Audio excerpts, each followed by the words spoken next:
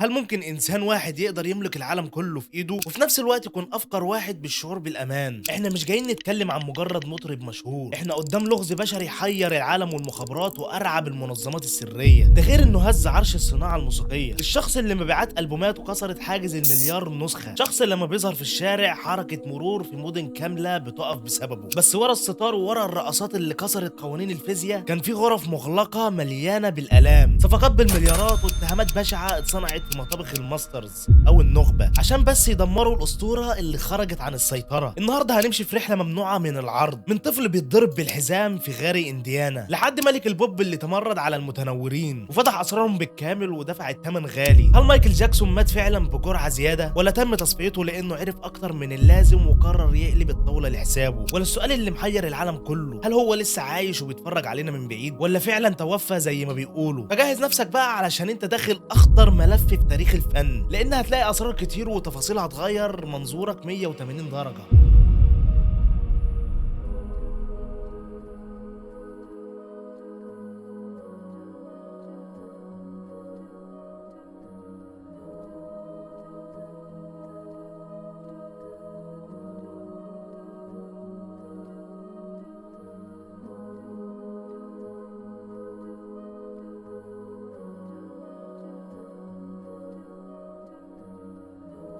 طفولة مايكل جاكسون ما بدأتش زي ما انت متوقع، لأن الحكاية بدأت في عام 1958 في بيت صغير جدا في مدينة غاري بولاية انديانا، والبيت ده عبارة عن غرفتين بس، العيلة مكونة من 11 فرد. مايكل كان الابن الثامن والظروف كانت قاسية جدا لدرجة انها لا تحتمل، وابوه جو جاكسون ما كانش مجرد اب عادي، ده كان مهندس في التعذيب حرفيا، بيشتغل في مصنع صلب وحلمه الوحيد انه يهرب من حياة الفقر دي عن طريق ولاده، حتى لو الثمن انه يدمر نفسيتهم بالكامل. وفي الفترة دي جو جاكسون لاحظ ان ولاده عندهم موهبة، فجات له الفكرة انه يأسس فرقة ذا جاكسون 5، ومن هنا بدأت مأساة مايكل الكبيرة. تخيل ان طفل عنده 5 سنين بدل ما يمسك لعبة كان بيمسك ميكروفون ل 12 ساعة تدريب متواصلة يوميا، ولو مايكل نسي عربة موسيقية او نسي خطوة رقص كان والده جو جاكسون بيفك الحزام الجلدي ويعذبه قدام اخواته. والدليل على كده مايكل حكى في لقاءاته انه كان بيشوف والده ماسك الحزام فكان بيغمى عليه من الرعب. الموضوع حرفيا ما كانش بس مجرد ضرب، لا ده كان في رعب نفسي ممنهج. مايكل حكى ان والده جو جاكسون كان بيلبس قناع مرعب وبيدخل عليهم من الشباك وهم نايمين، وكان بيصرخ باعلى صوته علشان بس يعلمهم انهم ما يسيبوش الشباك مفتوح وهم نايمين. حرفيا مايكل فضل سنين يعاني من كوابيس وارق بسببه. واصعب مشهد حكاه مايكل جاكسون في احد لقاءاته هو انه كان بيبص من شباك استوديو التسجيل ويشوف الاطفال في الشارع بيلعبوا، وفي اللحظه دي كان بيبكي بحرقه لانه كان ممنوع يشاركهم اللعب. حرفيا مايكل كبر وهو طفل في جسم راجل كبير، وده يفسر لنا ليه بنى نيفرلاند. هو ببساطه كان بيشتري الطفوله اللي والده حرمه منها، ونيفرلاند هو الشيء الوحيد اللي ممكن يصلح كل ده. وفي بدايه الثمانينات حصل تحول كبير لمايكل جاكسون، وببساطه مايكل انفصل عن اخواته وقرر يطير لوحده. وهنا بقى دخلنا في منطقه الظلال، ازاي شاب اسود في امريكا اللي كانت غرقانه بالعنصريه قدر انه يسيطر على الاعلام والقنوات اللي كانت مخصصه للبيض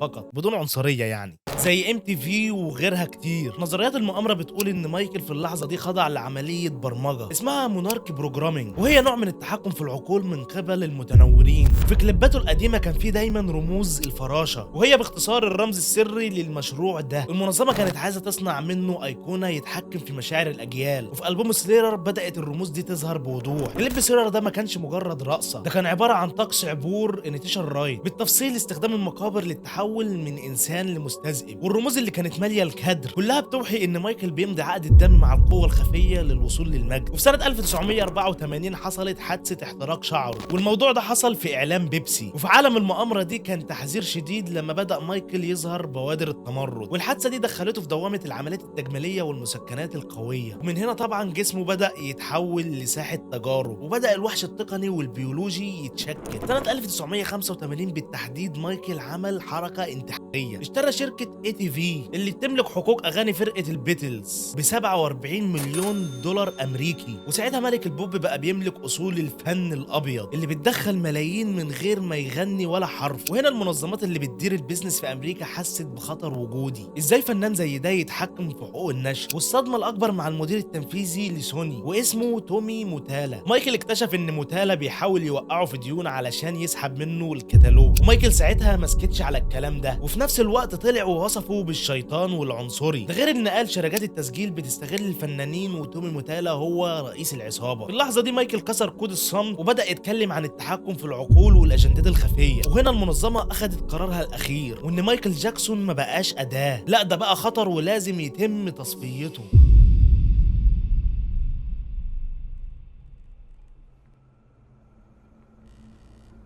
وفي سنة 1991 نزل ألبوم دينجرس، والغلاف بتاعه كان عبارة عن لوحة ماسونية باختصار. يعني لو بصيت هنا التركيز هتلاقي العين اللي ترى كل شيء متصدرة، ورموز بتسير لعلامات البرمجة العقلية MK ألترا. مايكل كان بيحاول يقول لجمهوره إنه هو محبوس جوا السيستم ده. وفي ألبوم بلاد اون ذا دانس فلور مايكل كان واقف على أرضية شطرنج أبيض وأسود، وهي أهم رمز في المحافل الماسونية واللي بتمثل الصراع ما بين الخير والشر. وبعدها ابتدى يلبس شريط أسود على إيده كرسالة مشفرة على إنه أسير، وبدأ يستخدم الترددات الموسيقية علشان يصحي الناس، وده اللي سرع بخطة الاغتيال الأخلاقي. وفجأة ظهرت اتهامات التحرش بالأطفال سنة 1993 علشان يشوهوا صورته وسمعته قدام الناس ويمنعوه من امتلاك شركة مارفل والسيطرة على عقول الأطفال. وده باختصار السلاح اللي بتستخدمه أمريكا أو المنظمة بالتحديد لتشويه صورة أي حد هم عاوزينه. نيجي بقى للنقطة اللي الإعلام الغربي حاول يدفنها، واللي هي علاقة مايكل بالإسلام في سنينه الأخيرة. مايكل قضى وقت طويل في البحرين ودبي. أخوه جيرمان جاكسون اللي فعلا أسلم أكد إن مايكل كان بيقرأ القرآن بانتظام ومنبهر بصوت الأذان. In the Gulf region, he was there with us for more than 1 year.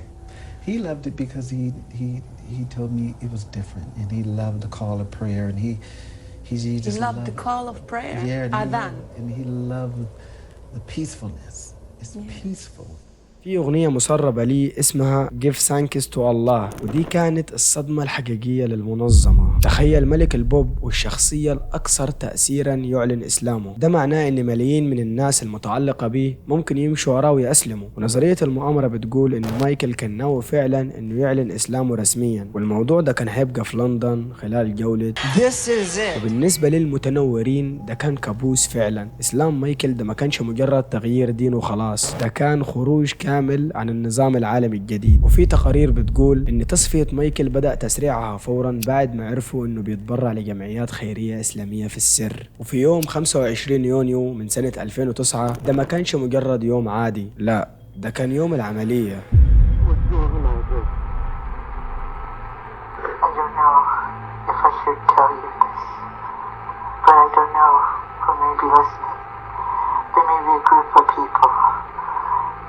They want to get rid of me.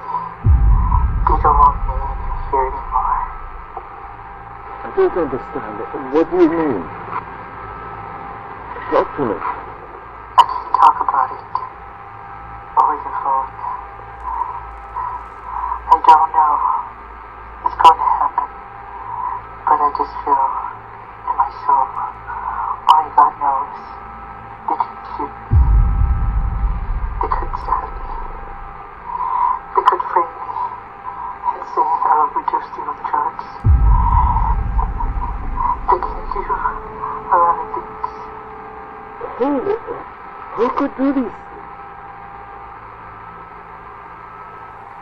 It's not the government. It's more than the government.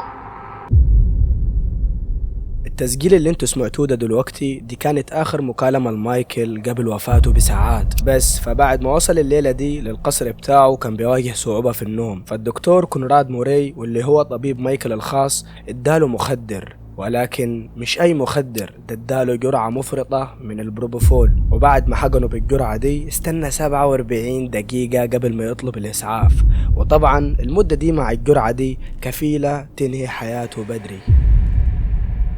وصية مايكل اللي ظهرت بعدين كانت مضروبة ومزورة بشهادة عيلته علشان يتم نقل ملكية الكتالوج لشركة سوني. مايكل ساب أوراق كان كاتب فيها بخط إيده بتقول إنهم يحاولون قتلي، والأوراق دي اختفت من مسرح الجريمة قبل وصول الشرطة. هل مايكل زيف وفاته للهروب من التهديدات؟ وهل عمل الصفقة الكبرى إنه يسلم الكتالوج مقابل حريته؟ ولا كان بطل وحاول يحرر عقولنا مقابل إنه دفع حياته تمن؟ لو أنت مكانه هل كنت هتسكت وتعيش ملك، ولا كنت هتتكلم وتواجه التهديدات دي كلها لوحدك؟ مستنى آراءكم في الكومنتات تحت. بالنهاية مايكل جاكسون عاش حياة التجسيد الحي للمأساة، والحكمة بتقول القمة مكان جميل بس الوحوش اللي ساكنة هناك مش بترحم اي حد. ومايكل كان عنده عبقرية تخلي الحجر يلين، بس ما كانش عنده درع يحميه من غدر المنظمات اللي كانت بتشوف البشر مجرد ارقام.